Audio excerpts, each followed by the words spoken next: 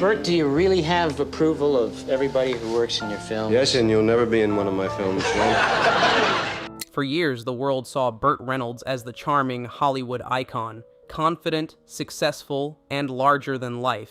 But behind that smile, some stories never made it to the spotlight. Now, at 37, his own son is finally stepping forward, revealing the hidden truths and the uncomfortable secrets Burt kept buried for years. What really happened behind closed doors? Was his life as perfect as it seemed?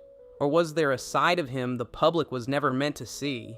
In this video, we uncover the shocking revelations that are changing the way fans remember a legend forever. Burt Reynolds was born on February 11th, 1936, as Burton Leon Reynolds Jr., born into a family shaped by a mix of Dutch, English, Scots-Irish, and Scottish roots, though he would later claim traces of Cherokee and Italian heritage as well. For much of his life, he told people he came from Waycross, Georgia, but decades later, in 2015, he quietly corrected the story. His true birthplace was Lansing, Michigan, where his family had briefly settled while his father prepared for military service.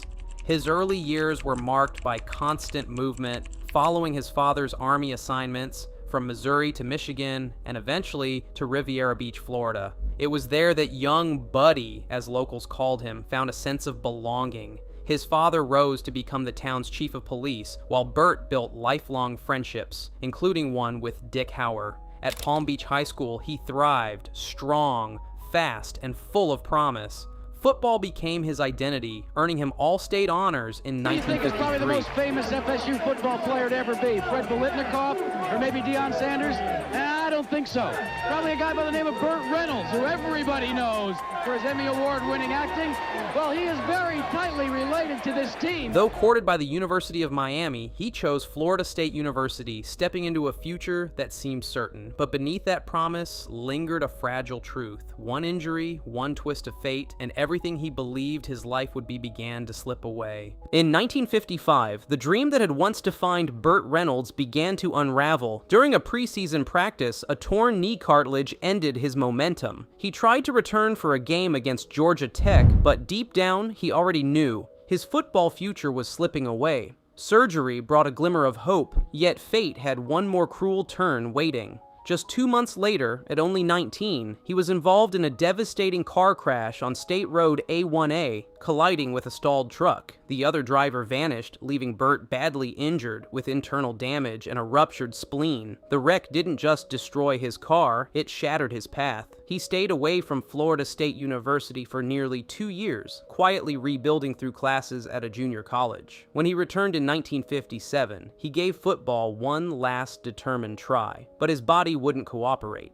After a difficult game and growing doubts, he walked away for good, closing one chapter and unknowingly stepping toward another. At a time when Burt Reynolds felt lost between fading dreams and uncertain beginnings, an unexpected turning point arrived in a junior college classroom. His English professor, Watson B. Duncan III, noticed something in him, something Burt hadn't yet seen in himself. After hearing him read Shakespeare aloud, Duncan urged him to audition for a play. Almost unbelievably, Burt was handed a leading role in Outward Bound, and that single performance earned him top acting honors in 1956. Years later, Burt would look back and call Duncan the most important influence in his life. The award brought him a scholarship to a New York theater, opening a door he never planned to walk through. Acting wasn't a dream yet, just a way to avoid harder work, but it quietly began to reshape him. In New York, he crossed paths with Joanne Woodward, who saw his natural charm and helped him find representation. Opportunities followed, though not without setbacks. He trained alongside rising talents, struggled with self-doubt, and nearly gave up. Even when rejection came, being told he resembled Marlon Brando too closely, there was something undeniable about him. As Lou Wasserman famously remarked, whether he could act or not almost didn't matter. His presence alone was impossible to ignore. Breaking through wasn't glamorous for Burt Reynolds. It was survival. In his early Hollywood days, he scraped by on odd jobs, waiting tables, washing dishes, and even performing risky stunts on live television for modest pay. Small television roles followed, scattered across series like Flight and M Squad, until a contract with Universal Studios offered a fragile sense of stability. His first real spotlight came with Riverboat alongside Darren McGavin, but even that opportunity felt hollow, and Burt walked away after just 20 episodes, restless and dissatisfied. What followed was a slow climb, appearances in Gunsmoke and Dan August, and early films that hinted at something greater. Then came Deliverance in 1972, the moment everything shifted. His intense performance redefined him, and soon he became a box office force, leading hits such as Smokey and The Bandit and The Longest Yard. For a time, he was the biggest star in the world, even matching the legacy of Bing Crosby, but fame is rarely permanent. A string of failures dimmed his shine, pushing him back to television. Yet, he found redemption again,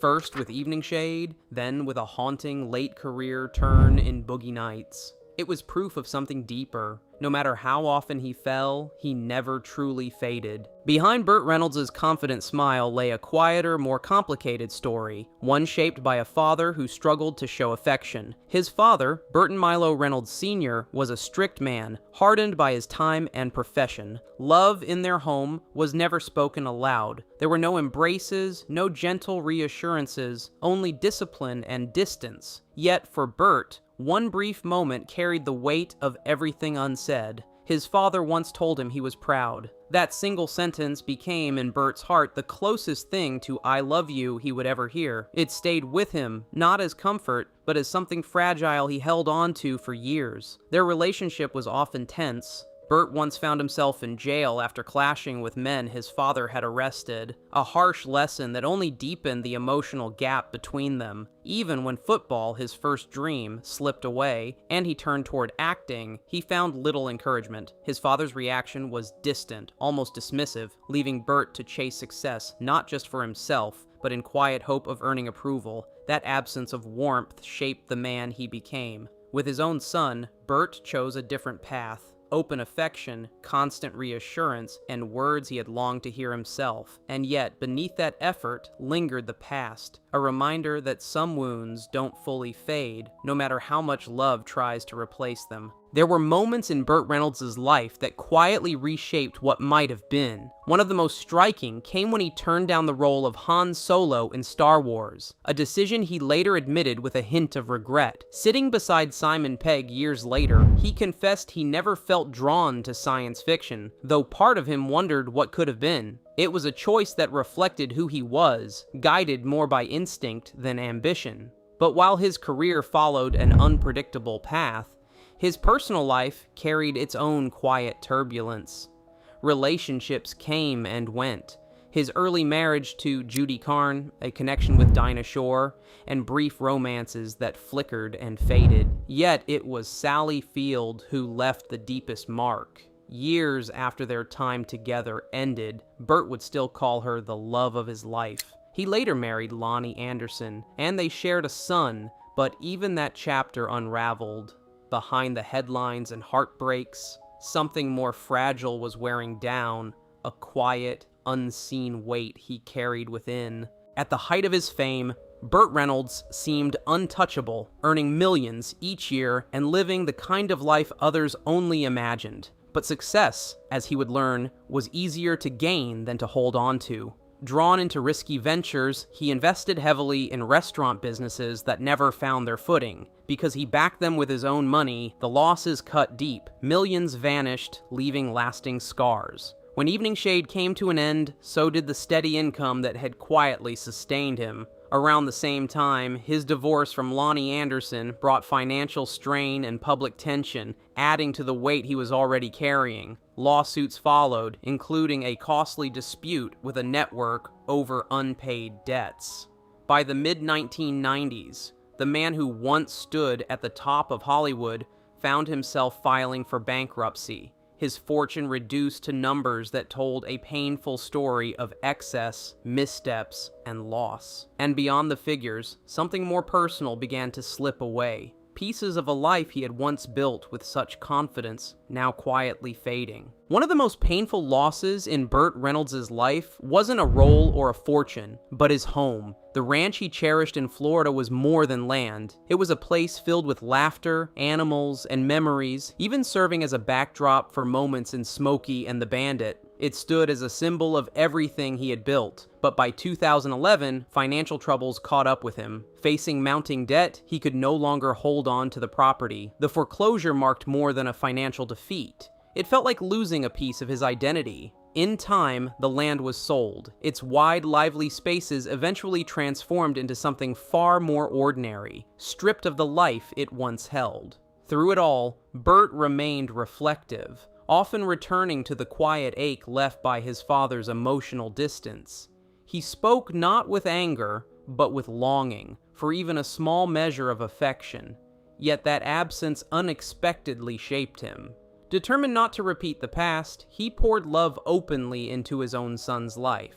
Even as he lost so much, he held tightly to one promise: that his child would never have to question whether he was loved. Behind the confident image of Burt Reynolds was a body and mind that carried more strain than most ever saw. He lived with hypoglycemia, a condition that could suddenly drain his strength, and quietly battled anxiety. Something he once admitted in rare, honest moments on television. His dedication to performing his own stunts added another layer to that struggle. What looked thrilling on screen often came at a real cost. During Deliverance, a dangerous fall left him injured, while another film brought a painful hernia that required surgery. But the most devastating blow came in 1984, when a prop accident on set struck his face, leaving him with severe jaw pain that made even speaking difficult. To cope, he turned to medication. What began as treatment slowly became dependence, a battle that lingered for years. And yet, despite the toll, the stunt community never forgot him.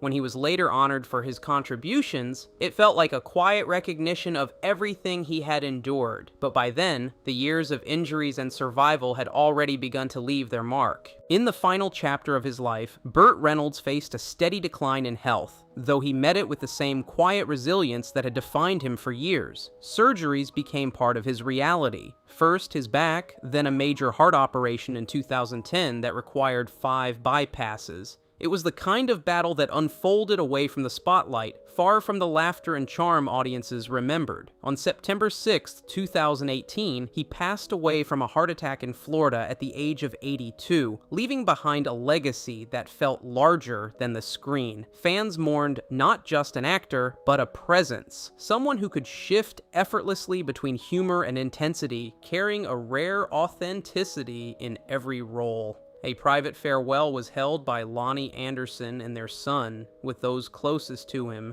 including Sally Field, gathering to say goodbye. In time, he was laid to rest at Hollywood Forever Cemetery, where a bronze tribute now stands. Even after his passing, echoes of his influence remained on television, in film, and in the places his work helped shape.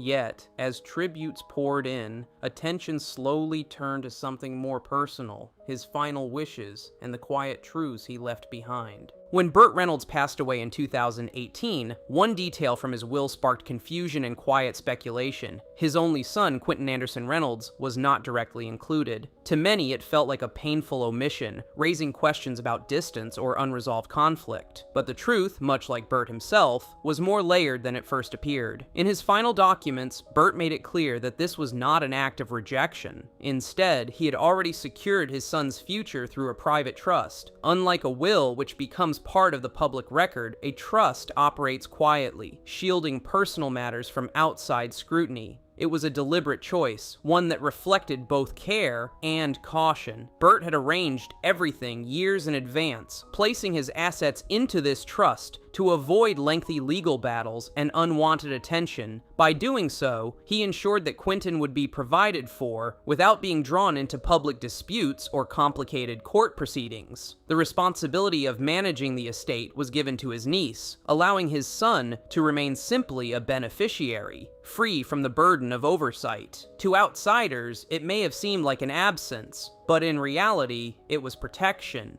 Even in death, Burt chose privacy over spectacle, leaving behind not just a legacy of fame, but a final act shaped by quiet intention and a father's careful thought. The story of Quentin Anderson Reynolds has always stood in quiet contrast to the larger-than-life presence of his father, Burt Reynolds. Adopted in 1988 by Burt and Lonnie Anderson, Quentin grew up surrounded by fame, yet chose a path far from it. Instead of chasing cameras, he worked behind them, building a steady career in the film industry while keeping his personal life out of public view. So when news spread that his name was missing from Burt's will, speculation quickly followed. But those closest to the family painted a very different picture. Lonnie spoke with warmth, remembering Burt not just as a star, but as a father and a shared chapter in their lives. There was no bitterness in her words, only gratitude and loss. Burt's niece, Nancy Lee Brown Hess, echoed that sentiment, describing him as both tough and deeply sensitive, a man who endured pain yet carried a generous spirit. By the time of Burt's passing, Quentin was already an adult, quietly supported by a trust his father had arranged years earlier. While the will drew headlines, the real story remained hidden, carefully protected, just as Burt intended. Financially, his life reflected both inheritance and independence, shaped by his own work as much as by his father's planning. Burt's journey itself had been anything but steady. Once worth millions at the height of his fame, he later faced financial setbacks brought on by risky ventures, a costly divorce, and years of unchecked spending. He admitted those mistakes with honesty, recognizing that success in art had not always translated into wisdom with money, and yet, when it came to his son, he was deliberate. The trust was not an oversight. It was a shield, designed to protect Quentin from public scrutiny and legal complications. Even as his own life grew complicated, Burt ensured that his sons would remain steady and private. In his final years, he still looked ahead, even preparing for a role in Once Upon a Time in Hollywood with Quentin Tarantino, a project he never lived to complete. It was a reminder that despite everything, he never stopped moving forward. After his passing, the memories left behind were not only of fame, but of resilience. In 2020, Nancy honored him with a documentary that reflected both the legend and the man beneath it. And perhaps that is what remains most enduring. Not just the films or the fortune, but the quieter legacy of a father who, in his own way, tried to give his son something he himself had once longed for: security, privacy, and a sense of peace.